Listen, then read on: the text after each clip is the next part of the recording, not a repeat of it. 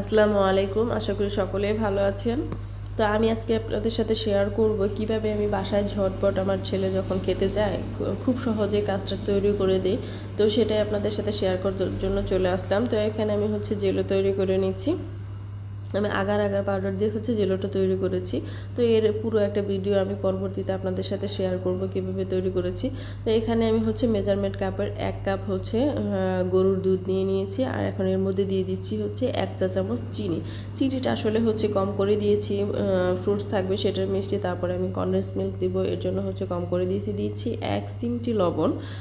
লবণটা দিলে মিষ্টি জাতীয় খাবার কিন্তু ভালো লাগে। তো এখানে আমি কাস্টার্ড পাউডার নিয়ে নিচ্ছি। কাস্টার্ড পাউডার নিয়েছি 1.5 চা চামচ। আপনারা চাইলে 2 চা চামচও দিতে পারেন, কিন্তু আমি 1.5 চা চামচ দিয়েছি। তো এখন এখানে আমি অল্প কিছু দুধ দিয়ে গুলিয়ে নিচ্ছি।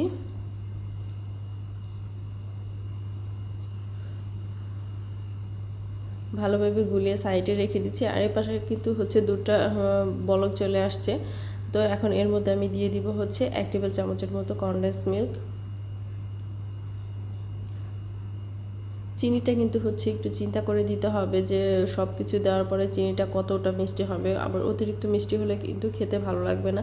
তো গুলিয়ে রাখা কাস্টার্ডটা দিয়ে দিচ্ছি। আর কাস্টার্ড তৈরি করতে কিন্তু বেশি সময় লাগে না, খুবই কম সময় লাগে, একদমই কম সময়। 2 থেকে 3 মিনিটের মতো আমি কিন্তু জাল করে নিয়েছি, বেশিক্ষণ জাল করে নিতে হয় না, খুবই অল্প সময়। তো হয়ে গিয়েছে, নামিয়ে নিব। তো নামিয়ে নিয়েছি, এখন ঠান্ডা হতে দিচ্ছি। ঠান্ডা হওয়ার পরে ফলমূল মিলিয়ে নিব।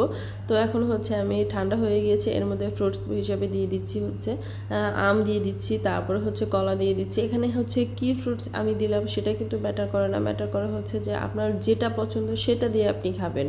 এখানে যে কোনো ধরা বাঁধা নিয়ম নাই যে এই ফ্রুটসই দিতে হবে বা এটা দিয়ে খেতে হবে, তা কিন্তু না। যার যার পছন্দ অনুযায়ী যে ফ্রুটস যে পছন্দ করে সেটা দিয়ে খেয়ে নেবেন, তাহলেই দেখবেন যে বেশি মজা পাবেন। এতে যে অন্যের দেখা দেখি যে এটা দিয়ে খেয়েছে, আমি ওটা দেখাবো, আপনার এটাতে নাও ভালো লাগতে পারে। এর জন্য আপনার যেটা পছন্দ সেটা দিয়ে আপনি খেয়ে নেবেন। আর দিয়ে দিচ্ছি জেলোগুলো। আর আমার মনে হয় যে এরকম টাইপের খাবারে জেলোগুলো দিলে খুব ভালো লাগে। তো আশা করি আপনাদের পছন্দ হয়েছে। আর আপনাদের যদি পছন্দ হয়ে থাকে তাহলে অবশ্যই আমার চ্যানেলটিকে লাইক, কমেন্ট, শেয়ার করবেন এবং সাবস্ক্রাইব করে আমার পাশে থাকবেন। Thank you.